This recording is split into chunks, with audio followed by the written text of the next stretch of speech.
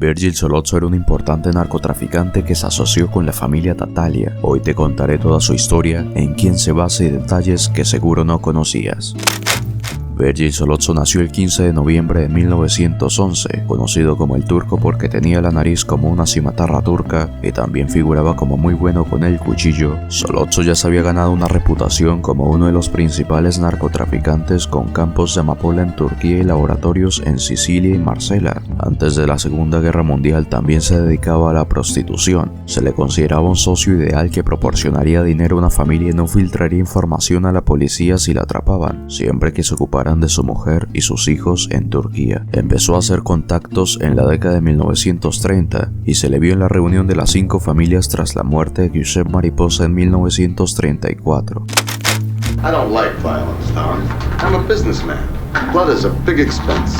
Solozzo llegó a Nueva York y consiguió la ayuda de la familia Tattaglia para su nuevo negocio de heroína, adquiriendo un almacén en Midtown Manhattan desde el que llevará a cabo sus negocios, así como varios frentes situados en cada distrito de la ciudad. También contaba con el apoyo secreto de Don Barzini, que le ayudaba en sus negocios y era el cerebro de su plan para dominar el negocio de los estupefacientes. Acudió entonces a la familia Corleone para obtener dinero y protección de la policía y los tribunales. Vito Corleone se negó, sin embargo, por considerar que el negocio de la droga es malo para los barrios. Para desgracia de este, en el transcurso de la reunión, Sonny Corleone admitió su interés, lo que llevó al turco a pensar que si Vito moría, Sonny aceptaría su trato. Corleone envió a Luca Brasi al club nocturno de Bruno Tattaglia con el pretexto de que el matón estaba descontento con su familia y buscaba un empleo mejor. Tattaglia descubrió a Brasi, pero le citó con Solozzo una noche más tarde. Después de que aparentemente llegaran a un acuerdo, Solozzo apuñaló a Brasi en la mano, mientras un asesino le asestaba un garrotazo por la espalda.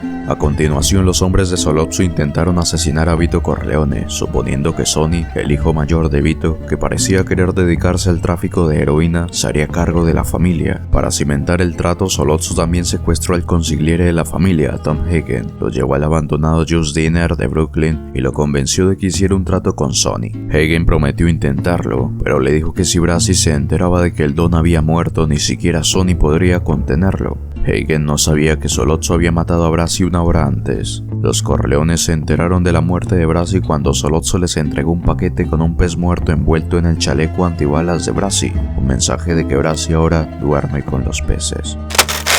Cuando solo consiguieron herir a Vito, Solozzo envió sicarios al hospital, donde los guardias estaban fuera de servicio gracias a los hilos movidos por el capitán Mark McCloskey, un capitán de policía que llevaba tiempo en su nómina e intentó de nuevo matar a Don Corleone. Sin embargo, el hijo menor de Vito, Michael, visitó a su padre y al notar la falta de guardias, alertó a Sonny. Con la ayuda de Enzo Aguelo, panadero de visita, Michael consiguió ahuyentar a los asesinos en la puerta principal. Solozzo alertó a McCloskey de los hombres que seguían custodiando a Corleone, y el capitán de policía, enfurecido, llegó al hospital e intentó detener a Michael. Cuando Mike intentó burlarse de McCloskey, el enfurecido capitán le propinó un puñetazo en la cara que le rompió la mandíbula, pero Hagen le impidió continuar. Esa misma noche, Sonny ordenó matar a Bruno Tattaglia en venganza por el atentado contra Vito. Mientras su padre estuviera vivo, Sonny se negó a considerar siquiera un trato. En su lugar dio un ultimátum a los Tattaglia: entregar a Solozzo o enfrentarse a la guerra. Sin embargo, Hagen se enteró de que Solozzo estaba custodiado por McCloskey, por lo que era muy probable que los Corleone tuvieran que matar a McCloskey para matar a Solozzo. En opinión de Hagen, esto era demasiado arriesgado para siquiera considerarlo, ya que desde hacía mucho tiempo era norma inamovible que no se debía hacer daño a los agentes de la ley. En ese momento, Michael hizo una propuesta sorprendente, argumentando que era casi seguro que Solozzo volvería a atentar contra el Don. Se ofreció a reunirse con Solozzo y McCloskey y matarlos él mismo. Sonny y Tom se mostraron escépticos al principio, pero Michael les convenció de que McCloskey era un buen objetivo, porque trabajaba como guardaespaldas de Solozzo.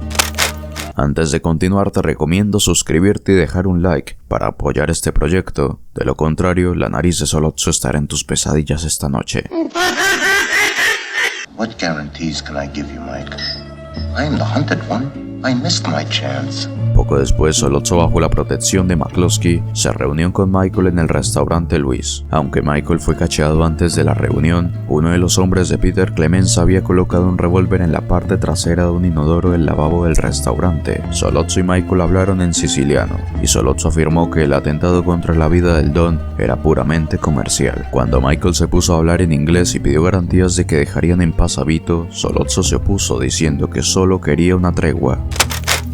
Michael se excusó y fue al baño a recuperar el revólver. Luego regresó. Durante un breve instante todo fue normal. Entonces Michael desenfundó el revólver y disparó a Sollozzo en la frente, matándolo al instante. Después mató rápidamente a McCloskey de un tiro en el cuello y otro también en la frente. Su muerte y la de McCloskey provocaron la guerra de las 5 familias. Esta acción también obligó a Michael a abandonar el país para ir a Sicilia hasta que se calmara el calor de la guerra de las familias. También fue una prueba que utilizaron contra Michael tanto la Comisión del Senado en las audiencias contra la mafia como más tarde Carlo Tramonti de Nueva Orleans para desfigurar la imagen de Michael ante la comisión. Cuando Don Corleone fue llamado ante la comisión para responder a lo que los otros jefes habían considerado como una extralimitación de poder, Vito protestó diciendo que siempre decía que sí a las peticiones de la gente, para luego dar un poco marcha atrás y comentar que una vez dijo que no, pero con razón. Esto recordaba la reunión entre Vito y Virgil, a la que Vito dijo literalmente: voy a tener que decir que no. Y la buena razón era que Vito creía que la implicación de la mafia en el negocio de los narcóticos estaba yendo demasiado lejos.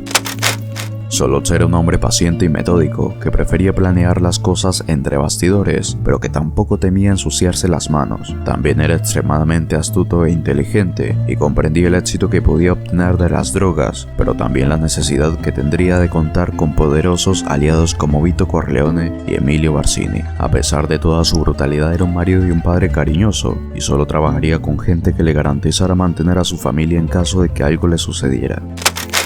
En el videojuego, Sollozzo compra un almacén en Midtown e inicia frentes de droga en cada uno de los distritos de la ciudad de Nueva York. Tras el incidente en el hospital, Sonny Corleone ordena una serie de medidas enérgicas contra los negocios de Sollozzo, que ven la destrucción de su almacén y de los frentes de droga situados en edificios abandonados por toda la ciudad. Durante su asesinato en el restaurante Luis, el protagonista Aldo Trapani está presente. Hay algunas diferencias menores, como el hecho de que Michael dispara a Sollozzo 2 veces, como se le había ordenado, en lugar de desviarse del plan. Además, solo hay otra persona en el restaurante, lo que se mantiene fiel a la novela. Sollozzo es el único personaje importante del juego que no aparece fuera de las escenas.